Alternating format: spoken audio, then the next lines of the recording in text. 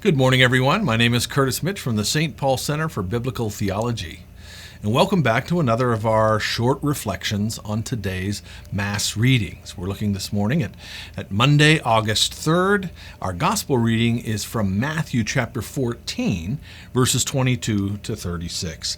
And today's Gospel is really all about keeping our eyes fixed on Jesus.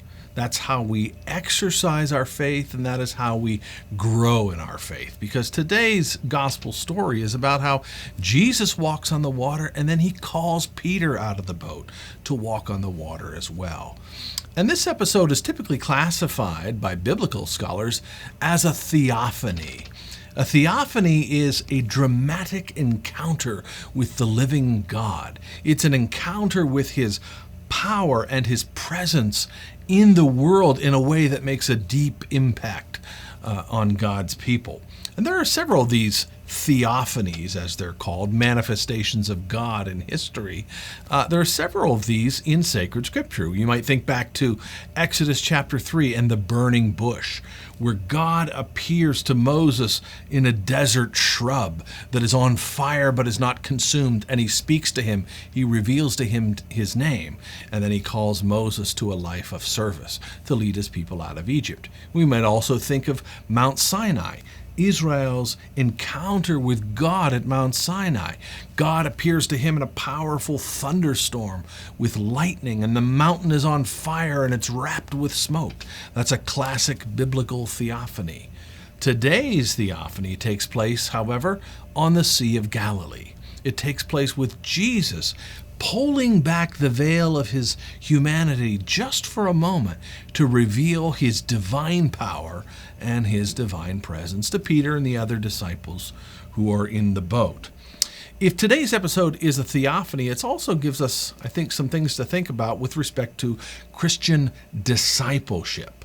All right? It shows us that discipleship is about stepping out in faith. It's about getting out of the safety of the boat to work with God, to heed God's call, and to do great things. God can do great things with us when we step out in faith. That's very much what today's gospel reading is about.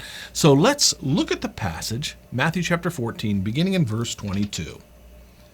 We read, Jesus made the disciples get into the boat and go before him to the other side. Jesus had just performed the miracle of the multiplication of loaves on one shore of the Sea of Galilee, and now he's instructing his disciples to go to the other side of the Sea of Galilee, while he dismissed the crowds. After he had dismissed the crowds, Jesus went up on the mountain by himself to pray. And when evening came, he was there alone. But the boat by this time was a long way from the land, beaten by the waves, for the wind was against them. And in the fourth watch of the night he came to them, walking on the sea. Now, if it's the fourth watch of the night, we're talking about between 3 a.m. and 6 a.m., the deep darkness just before the dawn. And this means that the disciples have been battling against the rough waters and the headwinds that are blowing against them for most of the night at this point. But when the disciples saw Jesus coming on the sea, they were terrified, saying, "It is a ghost." And they cried out in fear, but immediately he spoke to them and said, "Take heart, it is I. Have no fear." And Peter answered him, "Lord, if it is you, bid me to come to you on the water." And he said, "Come." So Peter got out of the boat and walked on the water and came to Jesus. But when he saw the wind, he was afraid, and he began to sink, and he cried out, "Lord, save me."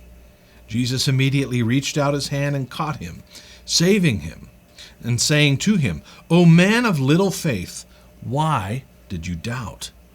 And when they got into the boat, the wind ceased, and those in the boat worshipped him, saying, "Truly, you are the Son of God."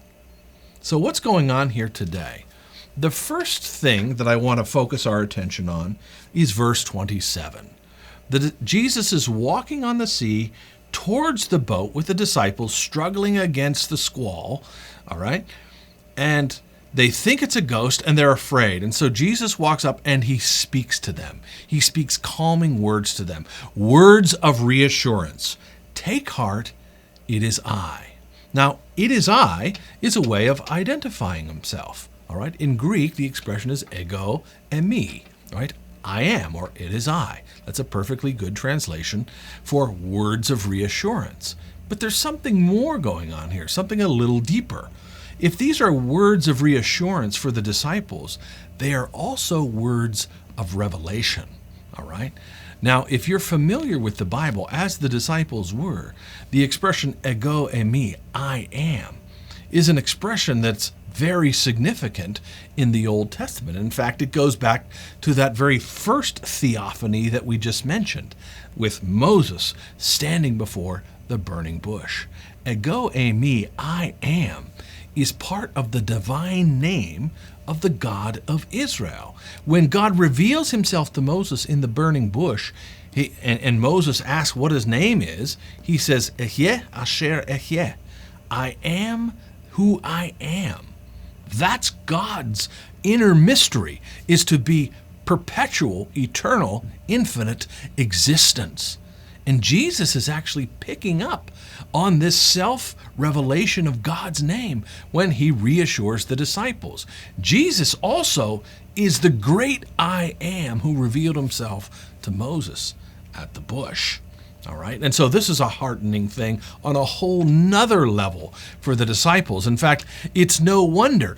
This is part of the reason. Not only does Jesus still the storm before all of this is over, showing that he has the power over the natural world that only God himself wields, but that Jesus has already prepped them and prepared them to see that he's the divine I am. And so we should not be surprised by the time we get to verse 33 that those in the boat worshipped him, saying, truly you are the Son of God, because Jesus has just revealed something about his inner mystery, the mystery of his divinity.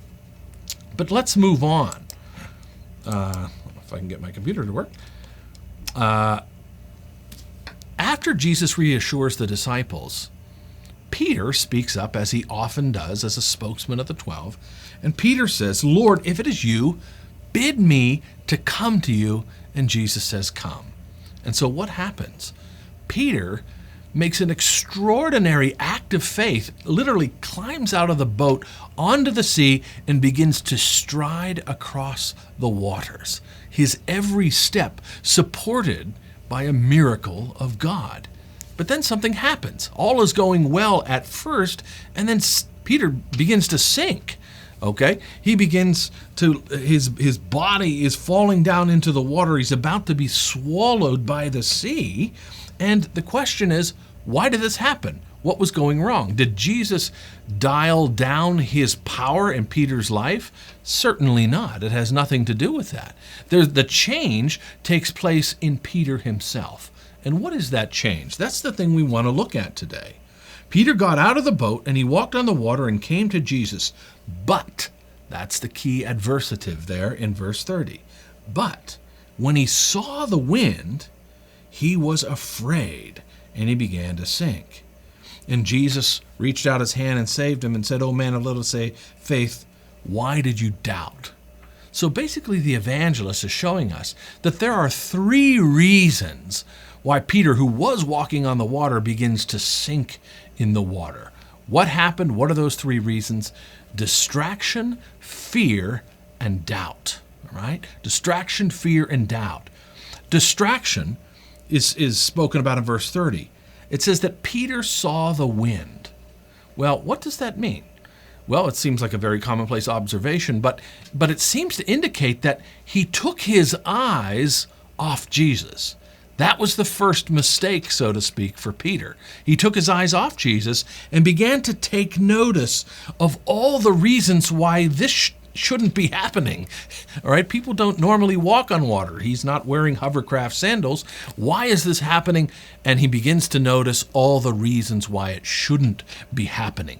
All the opposition to him. Remember, there's the howling winds and the churning waves have already struck fear in the heart of the disciples, and now Peter begins to take notice of these adverse conditions.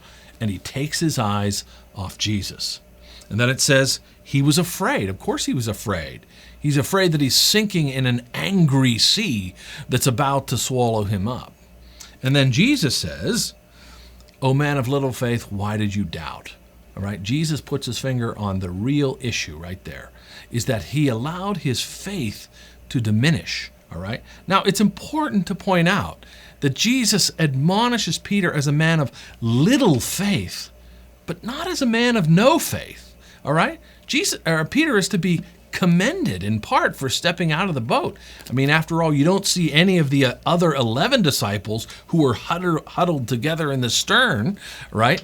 You don't see any of them climbing out of the boat and coming to Jesus. So Peter did perform a remarkable act of faith, a remarkable trust that he had in Jesus to say, "Tell me to come to you," and he did. And he actually started doing it successfully until doubt began to diminish his faith.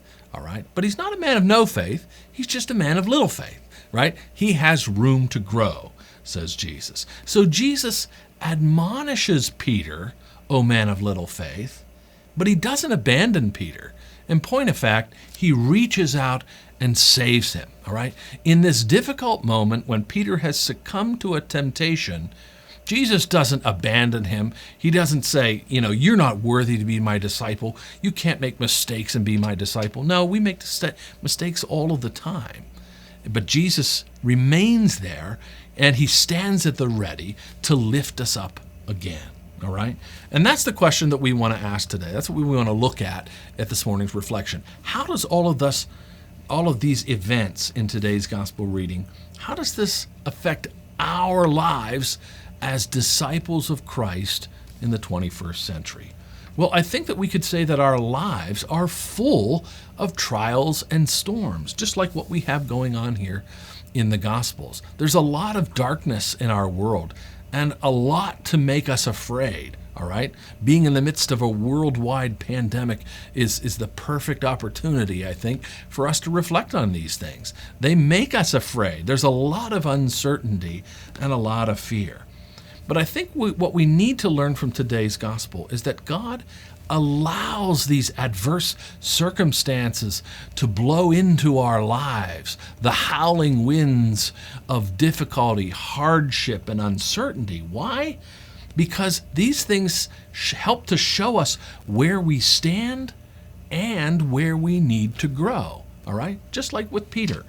God is calling us to step out in faith, right? Because he knows he can do remarkable things with us if only we would believe in him and trust in him, right? He can do that because Jesus is with us.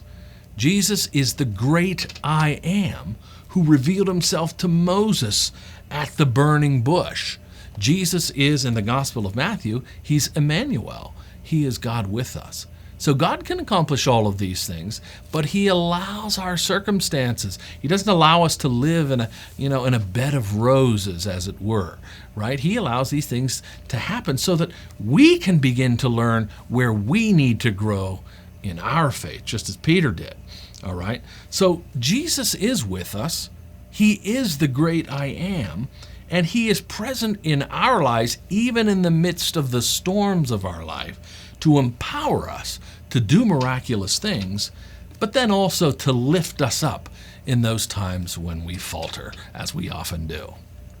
I hope this reflection was of some benefit to you. I pray that God blesses you, your family, and your day, and we will see you here again next time. Shalom.